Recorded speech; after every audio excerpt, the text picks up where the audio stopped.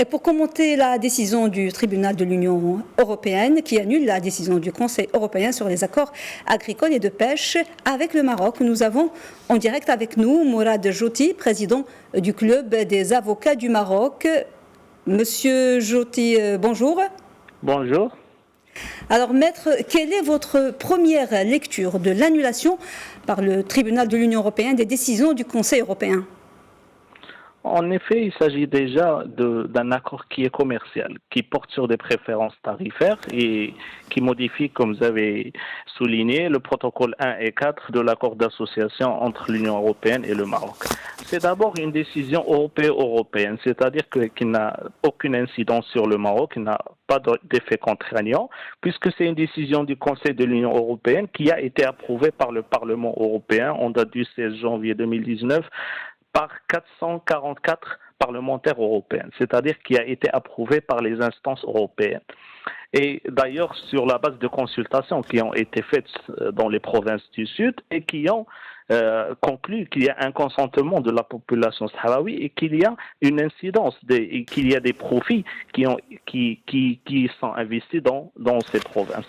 Donc, pour nous, il s'agit d'une problématique qui doit être résolue au niveau des instances européennes parce que c'est eux qui ont pris la décision et c'est le Parlement européen qui a approuvé cette décision et c'est la Cour de justice de l'Union européenne qui a annulé. Mais pour le Maroc, il n'y a aucune incidence sur sa position, puisque pour le Maroc, la question du Sahara, il a été déjà résolue, comme l'a souligné le ministre des Affaires étrangères et M. Omarila, le représentant du Maroc au niveau des Nations Unies.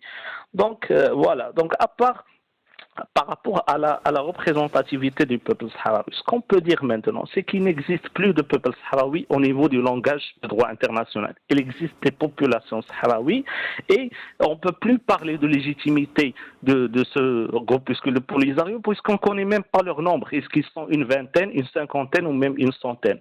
Ils n'ont pas d'instance démocratique, ils ne font pas des élections. Par contre, le Maroc a fait des élections. Il y a une participation record de 76% de la population sahraoui qui a exprimé, c'est-à-dire qui a exprimé son appartenance et qui a exprimé son avance dans les élections précédentes.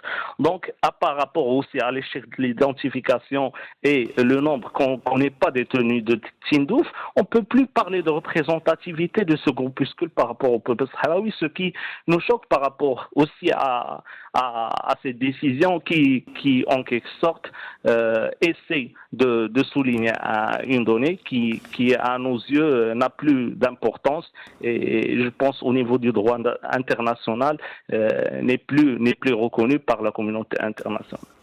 Alors, Maître Joti, dans son communiqué, le tribunal de l'Union européenne précise que les décisions du Conseil européen sont annulées, mais avec le maintien de leurs effets pendant une certaine période. Comment cela va-t-il se traduire concrètement ? Déjà, ça dit une chose, qu'il y a une ambivalence et une contradiction, parce qu'on ne peut pas annuler une décision et la maintenir en même temps.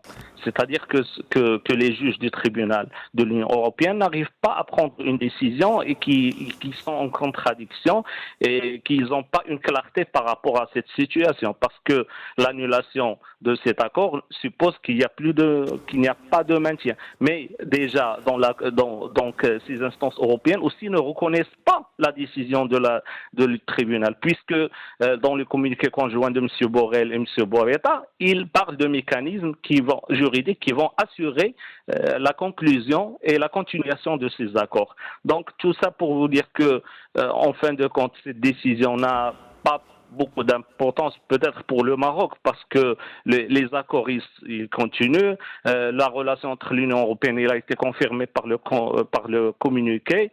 Et donc, au niveau de l'incidence, au niveau de l'effet contraignant, le Maroc n'est pas forcément concerné par cette décision.